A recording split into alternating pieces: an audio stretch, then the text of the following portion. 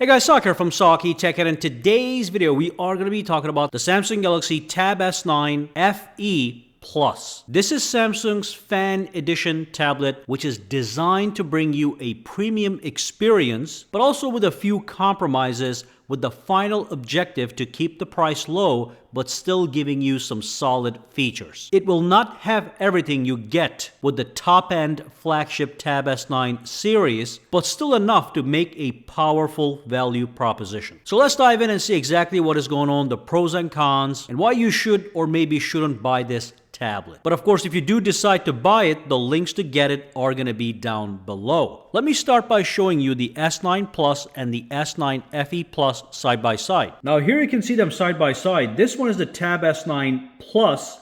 This one is the Tab S9 FE Plus. All the dimensions are exactly the same from the front. So it's going to be the same height and same width. However, when we look at the actual thickness, you can see the Tab S9 FE Plus is just a little bit thicker. Regardless, you can use all the accessories, the keyboard accessories and the cover for the S9 Plus on the S9 FE Plus. As you can see, I'm currently using an accessory for the S9 Plus on the S9 FE Plus without any problems. It's the same look and feel on the back as well. The only difference is the S9 Plus is going to have this strip for the S Pen. This one doesn't, even though you can still magnetically attach the S Pen, no problem, as you can see. Now the first thing I want to talk about is the display. Again, personally, I would get the Samsung Galaxy Tab S9 FE Plus because of the larger display. It's a 12.4-inch LCD display. This is not going to be an AMOLED display. It's going to be an LCD display. It's still super crisp and super clear. You can see that it's going to be a 90 Hertz display. You can switch between 60 or 90. Again, 120 on the flagship model, but on the FE model, you get 90. And I'll tell you right now, it feels super smooth and silky, just like the 120 Hertz display. If you put them side by side, you might notice a little difference, but the difference is not as bad as when you compare a 60 to 120. The 90 is very similar to 120 Hertz. So that's not a problem at all. And you'll see that when you play with a 90 Hertz product. This screen is going to be great for watching movies. It is sharp, crisp, and clear. The resolution is 2560 by 1600, which is a little bit less than the flagship brother, but it's still going to be plenty enough when you're watching movies on Netflix or maybe anime on Crunchyroll. It is a very satisfactory multimedia experience, but I will let you know it does not have HDR10 Plus, again, like the Tab S9 flagship variants. And because it is an LCD display, the blacks on the OLED display are going to be deeper. But again, remember, you're paying more for all those extras. This is designed to get you premium experience at a lower cost, but of course with some compromises. So just keep that in mind. And we do have 2 stereo speakers, so you are going to get great sound quality as well. And again, with the sound quality, if I go to my settings and if I go to sound over here and go to sound quality, you can see we have the Dolby Atmos sound. So you are going to get that surround sound experience on your tablet, and you can switch between presets for movie, music, voice, or auto. And you can also enable Dolby Atmos for gaming to get that realistic Dolby sound even when you are gaming. There's also an equalizer here. You can go in and you can modify and even go to custom and make your own.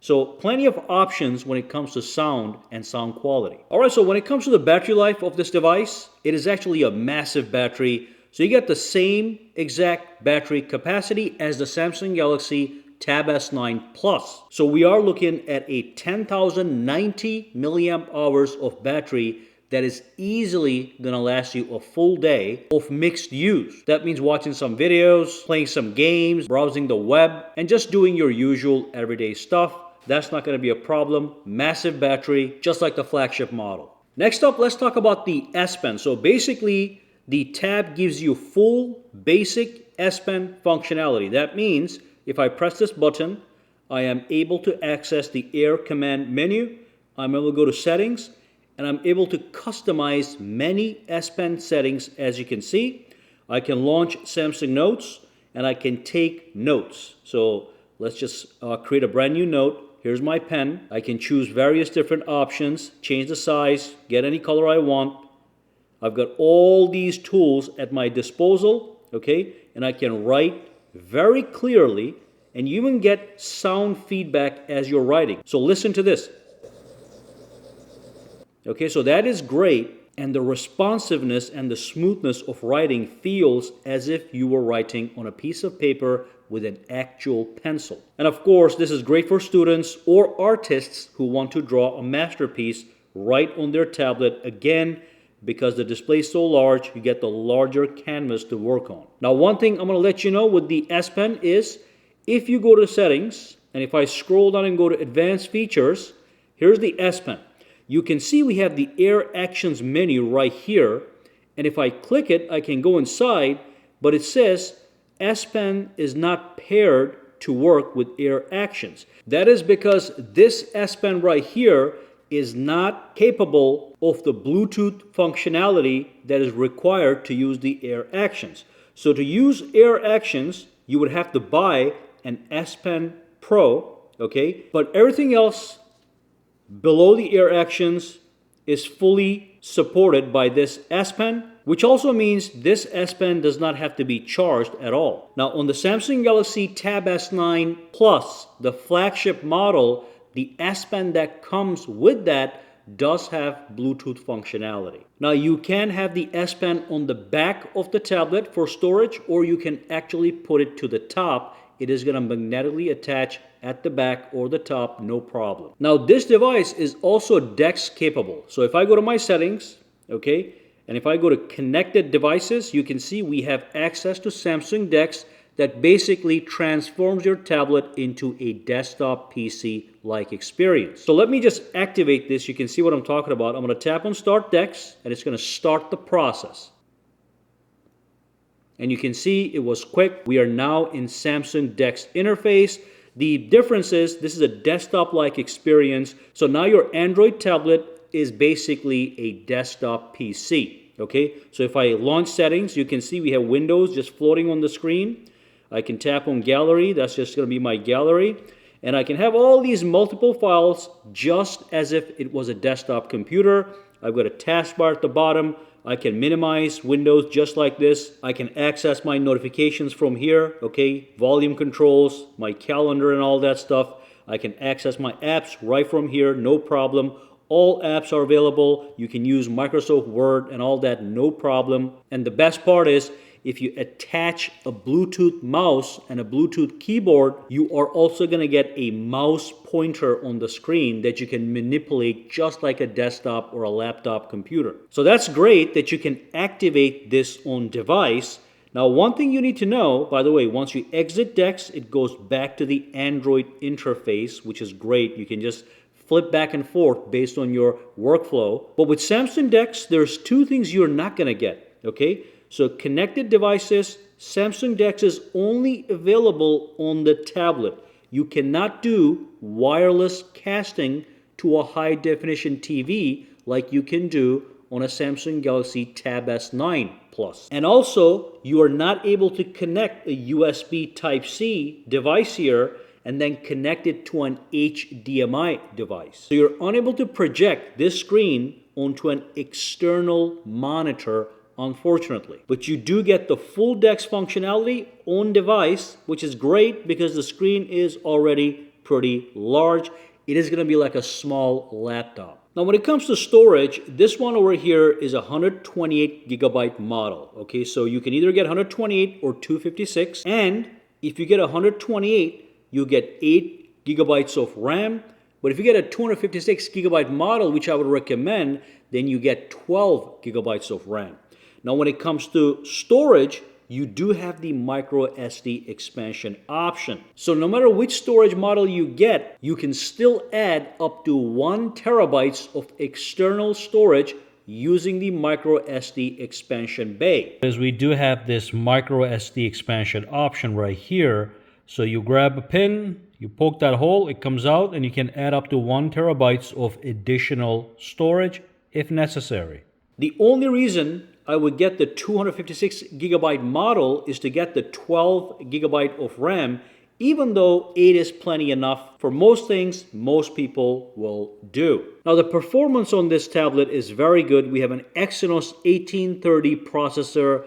For most everyday tasks, it runs very fast, very smooth. I haven't had any issues with stuttering or lag on device. When it comes to gaming, when I play a game like Asphalt 9, I am able to play it at the highest graphical settings with no stutter, no lag, with maximum frame rates. It looks gorgeous and the tablet runs it like a champ. Now when I try to play a game like PUBG Mobile, which can be a little bit more demanding, there is some stutter when you set the graphical settings to the highest level, but you can still play it at medium settings, stutter-free, in a smooth fashion. Now the server is down for some reason. I cannot play it right now, but like I said, if you put it to extra high graphical settings, the frames are gonna drop. It is gonna stutter a little bit. But most games you are gonna be able to play no problem, and most everyday tasks are not gonna be an issue at all. But just don't buy this tablet if your primary objective is to do heavy-duty stuff like editing videos or even producing videos on the tablet. For that, the Tab S9 series are much better. Now this tablet does have one flagship feature that is interesting, and that is the fact that it is water resistant with a rating of IP68, which is the same rating you get on the Samsung Galaxy Tab S9 flagship models. So you can submerge this into water for a short time and it's not going to cause any damage. So that is quite interesting to have on a tablet in this price range. I think this is a first for a tablet of this caliber. So we have talked about everything. Let's draw a conclusion. Here's a list of pros and cons for this tablet. You can pause and read. Generally, this tablet is phenomenal. It starts at only $600 compared to the more expensive Tab S9 Plus, which starts at $1,000. It's got the same dimensions, the same size for the display, the same build quality, and so much more. So with a few compromises in the right places, you are getting a rock-solid tablet. All you have to do is make sure the few compromises or cons I listed below will not interfere with what you want from a tablet, and it's going to be that easy to decide whether to buy one of these or not. Like we said, links are down below if you want to buy it at the lowest pricing. And if you do have any questions, comments, or concerns, drop them down below as well.